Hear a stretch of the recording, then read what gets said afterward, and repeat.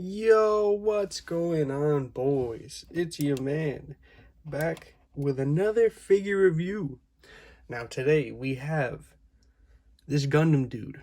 I don't really know. This is one of the first times. I'm not really sure of what we got coming in. Usually I know a little something, but this one I know pretty much nothing about. I only bought him because the design looks really cool and the figure looks really good. So, well, I guess we'll get the box out of the way. Moving this guy with his huge wings off to the side. So, it is the Wing Gundam Zero EW. I think the box looks pretty cool. It's one of those classic Bandai America boxes. You know, the usual. Looks pretty good. Some nice product shots.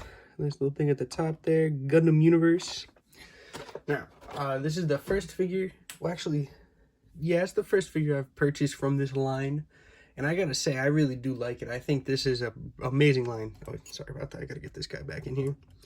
I think these figures are really, really good. I feel like the articulation is great. The paint and sculpt is great. Well, you know what? We'll save it. Let's get into it. So, bringing this guy in for a nice look. Gotta be careful with these wings. A nice look for paint and sculpt. I think everything looks very good. There's a lot of high detail too. And the paint, where it is, like this gold paint looks really good. All the blue over here looks really good. And I think, ooh, let me just get them on an angle to spin them around here. I think all the accessories look good too. Like the wings look very good. Oh, that sucks. But the wings look really good. We didn't break anything there on the fall. Ooh, the wings look really good again. The arms and legs, I think, look really good. I really like all the sharp pieces. And I just, a warning now, everything is sharp. All these edges of the wings are very sharp. All the points on everything, the head, everything is sharp. So if you get this figure, be careful. You could get injured very quickly. The paint too again. So the paint on that gem in the chest looks really good. All the gold looks nice and shiny. And from what I've seen so far, the paint looks nice and durable. Ooh, which is great on a figure with paint like this. It means a lot. So going into articulation, we'll start with the wings here. Again, gotta move it around. These pieces right here in the back are connected at a ball joint, both of these, so they swivel around. You can get your movement. And I actually think this helps a lot with getting the wings out of the way, because this top one also has a ball joint. You can move it around and everything. And if you use the articulation to your advantage, you can get him from taking up the entire shelf to not being able to stand, but being able to not knock other things over. You can really condense the wings with this couple of joints, and I think it helps a whole lot with just like, I guess, posing, because if you have this guy on a shelf with the wings extended out like that, he'll be hitting other figures, he'll be knocking himself over, and it's just not a good thing, because these wings, they look brittle, and they could get scuffed up with the paint, because they're all white. But continuing, at the head here, he looks up decently far, looks down, not that much because his robot chin hits his big robot chest. He does move almost all the way around, but there is some inhibited. It's on a ball joint, so of course you get all your swivels and everything.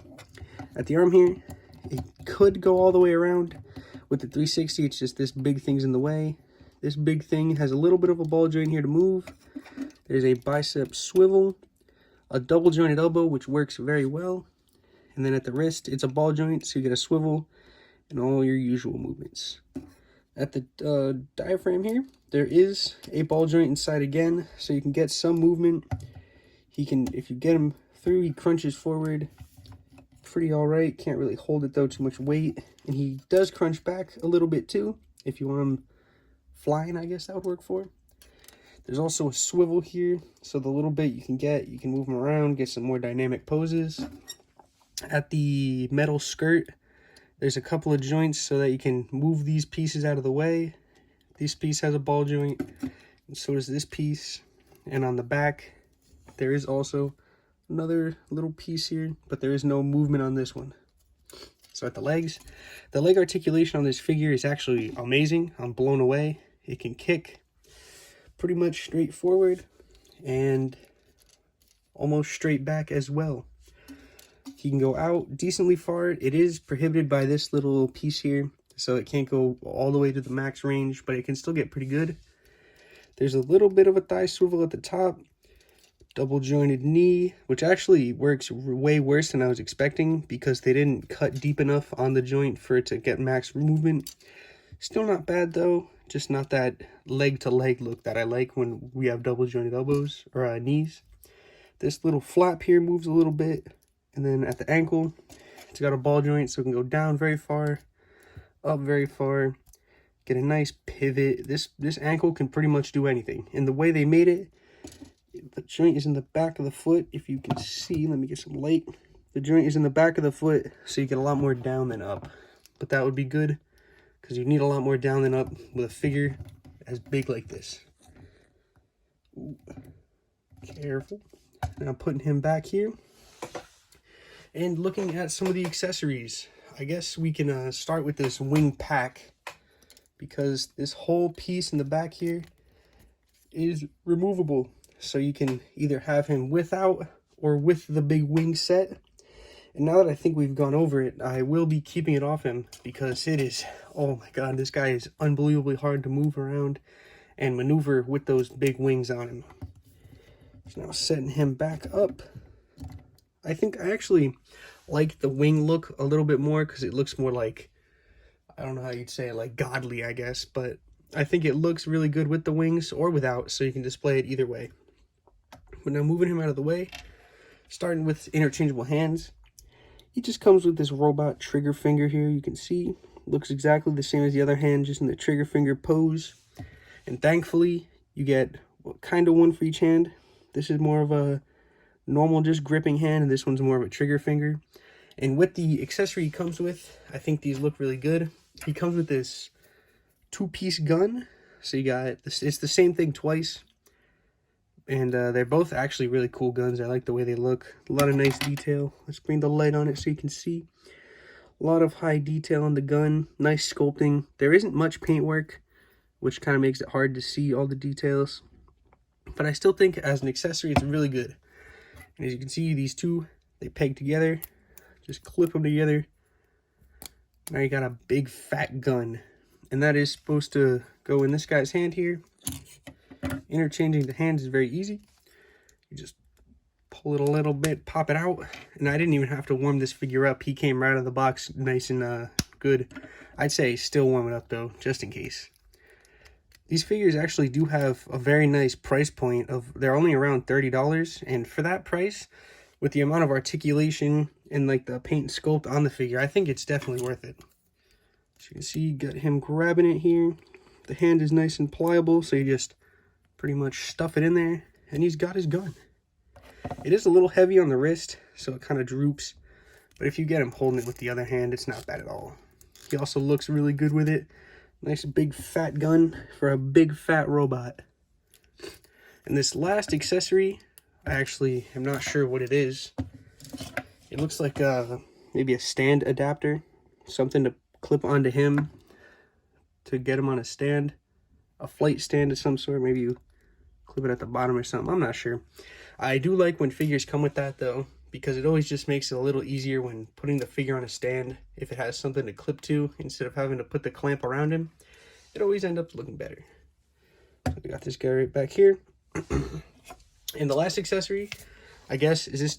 They gave a code for some robot, and I don't know if I can use it. So if anybody can get some use out of this, go ahead, look at that. Get that sick Gundam, yo, claim now, let's go. All right, now that that is out of the way, we can get into our comparisons. So we'll stand him up straight, and I really don't have anything specific, so I'm just gonna be loading up random characters. We got Super Saiyan 4 Gogeta, ooh, looking crispy. Then we'll do another little casual one here, the GameStop exclusive Jason. And I think this figure, usually I do the how it would look on just a normal random display, and that's what this guy is for me.